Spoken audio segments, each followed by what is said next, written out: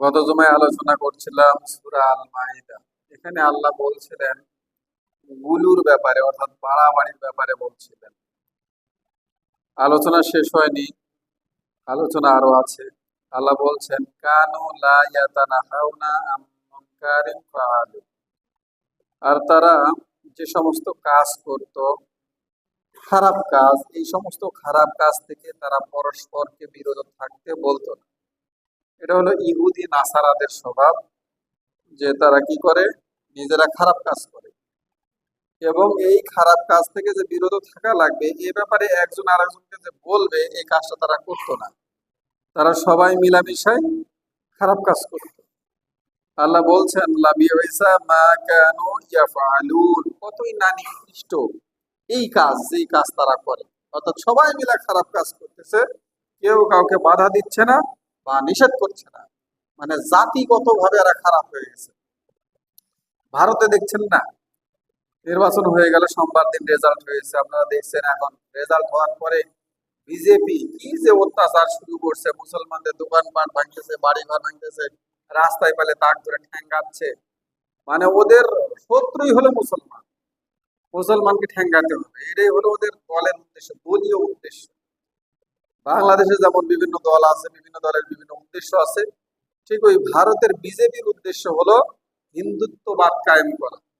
বাবরি মসজিদ ভাঙছে, ভাঙে সেখানে রাম মন্দির বানাইছে, এই হলো তাদের দল।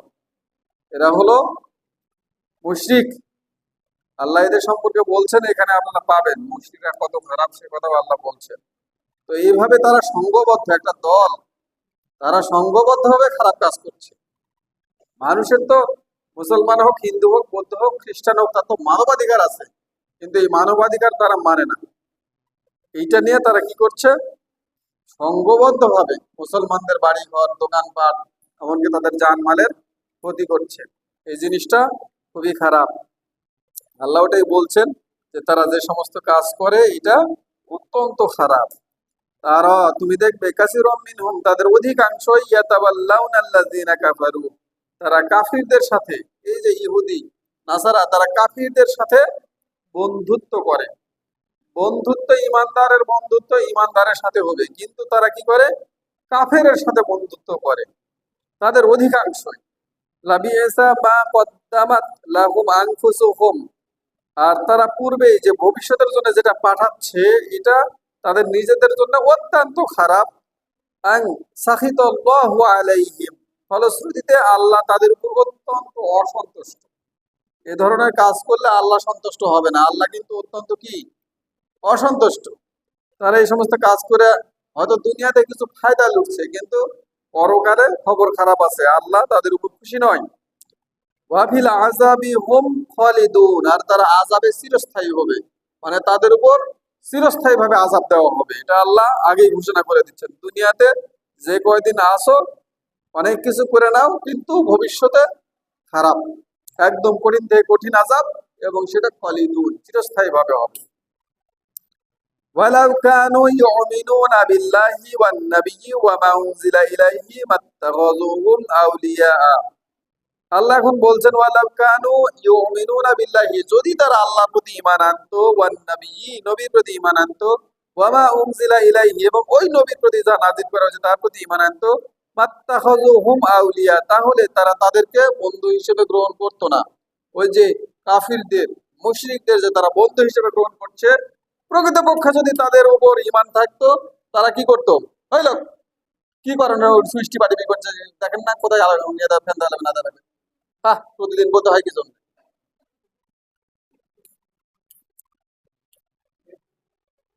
ওদিকে দিয়ে দিবেন, ফ্যান দিয়ে দেন, এদিকে নিচে ফ্যান দিয়ে দেন, এদিকে বসে ঘুমাবেন না, দেখবেন।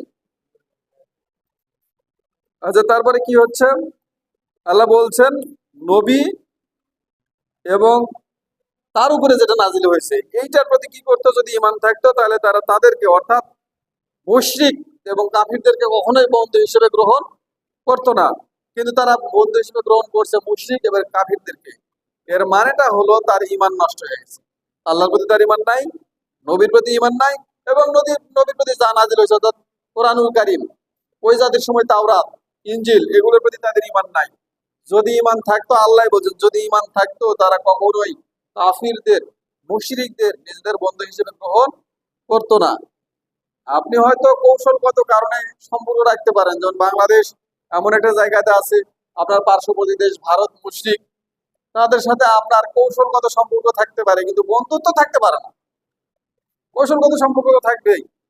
আপনার পাশে হিন্দু আছে, তার সাথে আপনি খারাপ ব্যবহার করবেন করবেন না, তার সাথে আপনার কি থাকবে, কৌশলগত আচরণ, ওঠা বসা, লেনদেনে তার সাথে আমরা ভালো ব্যবহার করব, কিন্তু তার সাথে তো আমরা বন্ধুত্ব করব না। এইটা করা যাবে না, এটা করা নিষেধ। তাহলে তারা কি করছে, তাদের অধিকাংশ কি করছে, কাফির এবং মুশরিকদেরকে বন্ধু হিসেবে গ্রহণ করছে। কি জন্য? ওয়ালাকিন্না কাসীরাম মিনহুম ফাসিকুন, এর কারণটা হচ্ছে তাদের অধিকাংশই হলো ফাসিক, তারা ঈমানদার নয়, এরা হচ্ছে ফাসিক ঈমানদার। মুখে মুখে বলছে আমি আল্লাহর প্রতি ঈমান আনছি, নবীর প্রতি ঈমান আনছি এবং কিতাবের প্রতি ঈমান আনছি, এটা হচ্ছে তার মুখের কথা, কিন্তু বাস্তবে সে কাফির এবং মুশরিকের সাথে বন্ধুত্ব স্থাপন করে সে প্রমাণ করছে সে নিজে ফাসিক, ও নিজে আর মুমিন নাই, ফাসিক হয়ে গেছে। এরপরে বলছেন ওয়ালা তাজিদান্না আশাদ্দান নাস, আর তুমি মানুষকে পাবে আসাদ্দা, অধিক কঠিন কঠিন, কিসের? আদাওয়াতা, শত্রুতায়। মানুষের মধ্যে তুমি কঠিন শত্রুতা পাবে লিল্লাযিনা আমানু, ঈমানদারদের প্রতি, আল ইয়াহুদা, ইহুদি, আর কে? ওয়াল্লাযিনা আশরাকু, এবং মুশরিক।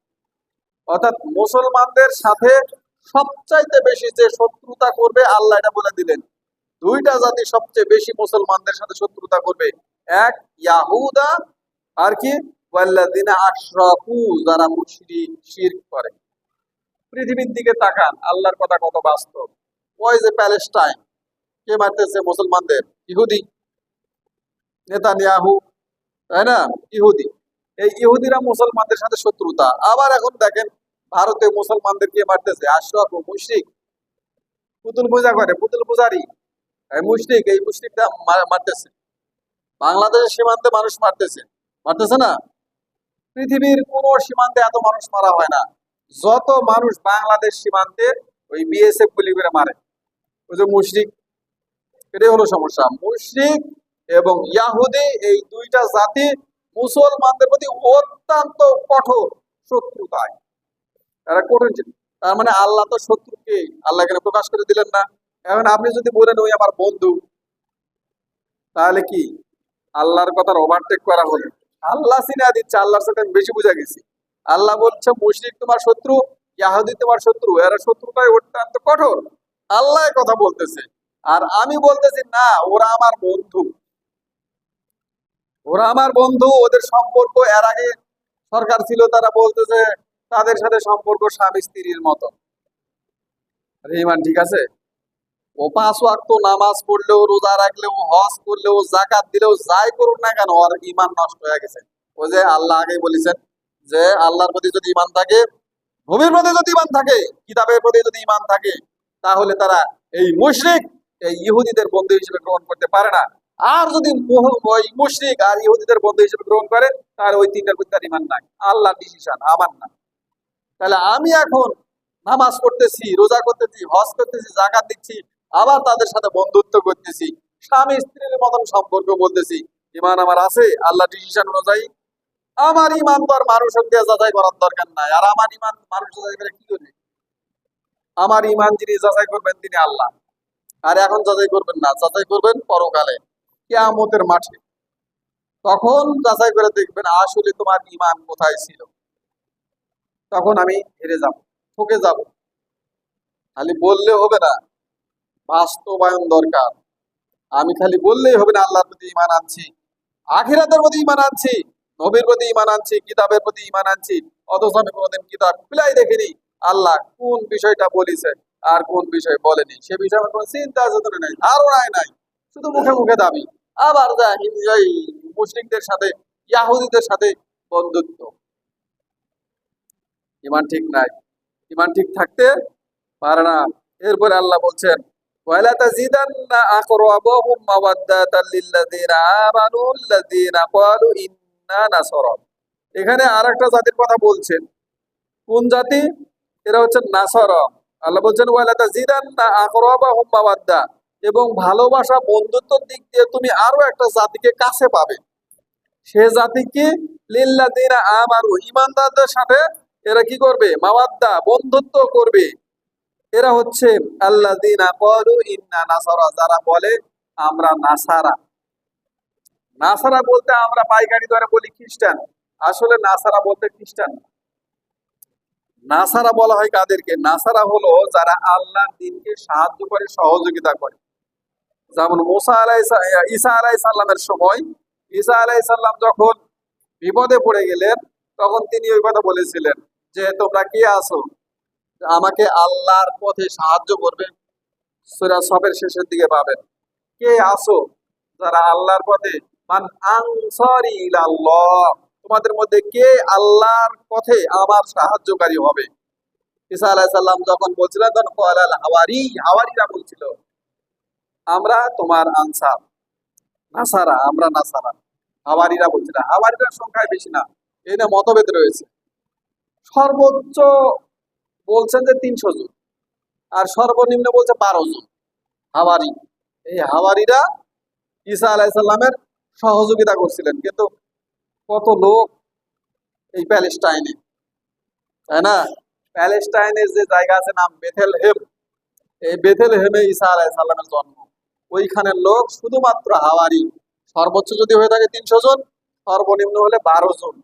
এই কয়জন মাত্র নাসারা, আল্লাহর প্রতি ঈমান আনছিল, ঈসা আলাইহিস সালামকে সাহায্য সহযোগিতা করছিল। সবাই করে নাই কিন্তু। ঠিক এখনো পৃথিবীতে সবচাইতে যে ধর্মের লোক বেশি, এরা হলো খ্রিস্টান, কিন্তু আসলে এরা খ্রিস্টান না। আমরা যেমন ওই সরকারের আদমশুমারিতে নাম লেখাইছি ধর্ম কি মুসলমান, ঠিক একই রকম ভাবে ওই খ্রিস্টানরা নাম লেখাইছে আমরা খ্রিস্টান, কিন্তু আসলে তারা খ্রিস্টান না। খ্রিস্টান হতে গেলে ওই 3টে শর্ত লাগবে। কি? এক, আল্লাহর প্রতি ঈমান। 2, নবী, অর্থাৎ তাদের যে নবী ঈসা আলাইহিস সালাম, তার প্রতি ঈমান। এবং ঈসা আলাইহিস সালামের প্রতি যে কিতাব নাজিল হয়েছে ইনজিল, এই ইনজিলের প্রতি ঈমান। এই 3টা যদি ঠিক থাকে, তাহলে তারা হলো নাসারা। এবং এই নাসারা যদি হয়, কেউ যদি সঠিকভাবে নাসারা হয়, এরা হলো মুসলমানদের বন্ধু। নাসারা হলো মুসলমানদের বন্ধু। এর একটা শানি নজুল আছে, ছোট্ট করে বলে ছেড়ে দিই। কেন এই কথা বলেছিলেন? আল্লাহ রাসূলের উপর যখন অত্যাচার নির্যাতন অনেক বেড়ে গেল, মক্কাতে থাকা দুর্দায়, এইরকম মুহূর্তে আল্লাহ রাসূল বলেছিলেন তোমাদের যার সামর্থ্য আছে তারা হাবশায় হিজরত করো। হাবশায়, তোমরা এই এলাকা ছেড়ে হাবশায় চলে যাও, কারণ এখানে তো অনেক অত্যাচার, অনেক নির্যাতন হচ্ছে, তোমরা হাবশায় চলে যাও। হাবশা ছিল খ্রিস্টানদের দেশ তখন। তখন হাবশা ছিল কার দেশ? খ্রিস্টানদের দেশ। এখানে খ্রিস্টান এক বাদশা ছিল, নাম হামা নাজ্জাশী। এই নাজ্জাশীর কাছে পত্র দিয়ে আল্লাহ রাসূল ওইখানে লোকজন পাঠাইছিলেন। এই খ্রিস্টানরা তাদেরকে গ্রহণ করেছিল এবং আশ্রয় দিয়েছিল। এই আশ্রয় দেওয়ার পরে কিন্তু মক্কার লোকজন সেখানে যায় কিন্তু উস্কানি দিয়েছিল, এরা আমাদের দেশ থেকে পালায় আসছে, এরা দুষ্কৃতিকারী, আপনার দেশে অনেক ঝামেলা করবে, এগুলো বলছিল। আবু সুফিয়ান গেছিল, আরো তার সাথে আরো কিছু লোকজন গেছিল, যে এগুলো বলছে। এগুলো শোনার পর আসামা নাজ্জাশী, তিনি ইমানদার, যাকে নাসারা বলে সেই নাসারা তিনি। তিনি তখন ডাকলেন যে তাদেরকে ডাকো। ডাকা হলো। তখন জাফর ইবনে আবু তালেব, আল্লাহ রাসূলের চাচাতো ভাই, আবু তালেবের পুত্র জাফর, তিনি উনাদের লিডার হিসেবে গেলেন। নাজ্জাশী তাকে যে সমস্ত প্রশ্ন করেছিলেন তিনি উত্তর দেন নাই। তিনি শুধু কোরআন তেলাওয়াত করছেন। সর্বপ্রথম সূরা মারিয়াম তেলাওয়াত করছেন, তারপরে সূরা তাহা তেলাওয়াত করছেন। ওনাকে যে সমস্ত প্রশ্ন করছে, প্রশ্নের উত্তরে উনি শুধু তেলাওয়াত করছেন। এই তেলাওয়াত শুনে বাদশা নাজ্জাশী কাঁদতেছিলেন, তার দাড়ি ভিজে ভিজে পড়ে যাচ্ছিল, এবং তার দরবারে যে সমস্ত আলেম ওলামা ছিল সবাই কাঁদতেছিল, দাড়ি ভিজে যাচ্ছিল। এরা তখন ওই আবু সুফিয়ানকে বলছে, না, তোমাদের কথা সঠিক নয়, তোমরা এখান থেকে ভাগো, এরা আমার দেশে থাকবে। এরপর জাফর ইবনে আবি তালেবকে বলেন, তুমি তোমার এই সঙ্গীদের নিয়ে নিরাপদে বসবাস করো, কেউ তোমাদের বিরক্ত করবে না। এই হলো নাসারা, নাজ্জাশী। এই নাজ্জাশী যখন মারা যান, তখন আল্লাহ রাসূল বলেছেন যে নাজ্জাশী আল্লাহর উপর ঈমান আনছে, তোমরা যদি তোমাদের ভাই মারা গেছে তোমরা জানাজা পড়ো। নাজ্জাশীর গায়েবানা জানাজা পড়ছিলেন আল্লাহ রাসূল। আমরা এখন গায়েবানা জানাজা পড়ি না, এটা কিন্তু ইসলামে আছে, আল্লাহ রাসূল নিজেই পড়ছেন। আসামা নাজ্জাশী যেদিন মারা যায়, সেদিন আল্লাহ রাসূল গায়েবানা জানাজা পড়ছিলেন নাজ্জাশী, মানে তিনি মুসলমান হয়ে গেছিলেন। সত্যি যদি একটা মানুষ নাসারা হয়, ওই ইসলাম থেকে দূরে থাকতে পারে না, এ কথা আল্লাহ। মুসলমানদের সবচেয়ে কাছাকাছি হলো নাসারা। সত্যি যদি সে নাসারা হয়ে থাকে, সে কখনো ইসলাম থেকে দূরে থাকবে না। কিন্তু বাংলাদেশ, পৃথিবীর অন্যান্য দেশ এখন তো নাসারা নাই, নিজের নামই বদলে নিচ্ছে, নাম দিচ্ছে খ্রিস্টান। ওই আর আছে নাসারা, আছে নাই, নামই তো বদলে ফেলছে। তো এইভাবে আল্লাহ ওই কথাই বলছেন যে তাদেরকে তুমি পাবে, এই নাসারাদেরকে তুমি পাবে মুসলমানদের বন্ধু হিসেবে। এরা মুসলমানদের ক্ষতি করবে না। এরা মুসলমানদের ক্ষতি শুধু করবে কারা? ইহুদি আর মুশরিক, এই দুইটা জাতি মুসলমানদের ক্ষতি করবে। আর বর্তমানে যারা খ্রিস্টান বলে, এরাও খ্রিস্টান, তো এরা তো ট্রিনিটি, এরাও মুশরিক। এরা কি আলোচনা গেল না? এরা কি বলছে? যে আল্লাহকে ইন্নাল্লাহ ওয়াল মাসিহ ইবনে মারিয়াম, মানে আল্লাহ হচ্ছেন তিনি, তিনি মাসিহ ইবনে মারিয়াম। এত মুশরিক হইতে আর বাকি আছে? বাজি নাই। আবার বলছে ইন্নাল্লাহ সালিসু সালাসা, নিশ্চয় আল্লাহ হলেন তিনজন, আর এই তিনজনের নাম্বার 3 নম্বরে যিনি আছেন তিনি হচ্ছেন আল্লাহ। ওই মুশরিক না? আল্লাহ তো নিজেই বলছেন এরা মুশরিক। তার মানে এই ধরনের খ্রিস্টান যারা পৃথিবীতে আছে, যারা মনে করে যে ঈসা মাসিহ হলো আল্লাহ, অথবা মনে করে আল্লাহ তিনজন, তার মধ্যে আল্লাহ একজন, 3 নম্বর, এরা তো মুশরিক। ওই যে আল্লাহ যিনি আশরাকু, যারা শিরক করে। এই আশরাকু বলতে পৃথিবীতে যত মুশরিক আছে, হোক সে মাজুসি, মাজুসি মানে অগ্নি পূজক, অথবা পত্তলিক, পুতুল পূজা করে। এই যে ভারতে যারা আছে, যারা নিজেদেরকে বলে হিন্দু, তারা কিন্তু পত্তলিক। আমরা শুনছি না, আগে বলতাম যে আল্লাহ রাসূলের বাপ দাদারা কি ছিল? পত্তলিক। পত্তলিক কি কোনো ধর্মের নাম নাকি? ধর্মের নাম না। তাদেরকে আমরা পত্তলিক বলি এই জন্য যে তারা পুতুল পূজা করে। পুতুলের অ্যাডজেক্টিভ পত্তলিক, পুতুল থেকে পত্তলিক। তার মানে যারা পুতুল পূজা করে এরা হলো পত্তলিক। ভারতের হিন্দুরা কি করে? পুতুল বানায়, পুতুল, ঠাকরান, ঠাকরান বানায়, ঠাকরানের পূজা করে। এরা হচ্ছে পত্তলিক। আল্লাহ রাসূলের ওই সময়ের ওজনে যদি মাপতে চান, তাহলে ভারতের হিন্দু যারা বলে এরা হলো পৌত্তলিক। ওরা আবার হিন্দু বলে না, ওদের ধর্মের নাম জানতে চাইলে ওরা বলে না যে হিন্দু না। যখন ওদের কাছে পুরোহিত, এই পুরোহিতের কাছে জিজ্ঞেস করলে বলবে যে আমরা সনাতনী। বলবে পুরোহিতরা, কিন্তু বলবে না আমরা হিন্দু। ওরা কি বলবে? আমরা সনাতনী। ওদের ধর্মের নাম হচ্ছে সনাতন ধর্ম। আর ওরা এখন কি হয়েছে? হিন্দু হয়েছে। আর নিজেদের জন্মভূমির নাম দিয়েছে হিন্দুস্থান, তাই না? ভারতের নাম কি? ভারত, ইন্ডিয়া। এটা আমরা বলি, ভারত বলি বাংলাতে, ইংরেজিতে বলি ইন্ডিয়া, কিন্তু ওরা নিজেরা কি বলে? হিন্দুস্তান। ওরা নিজেরা কিন্তু বলে না যে আমরা ভারতীয় বা আমরা ইন্ডিয়ান, এই কথা বলে না। তারা বলে আমরা হিন্দুস্তানি, তাই না? ওরা হিন্দুস্তানি।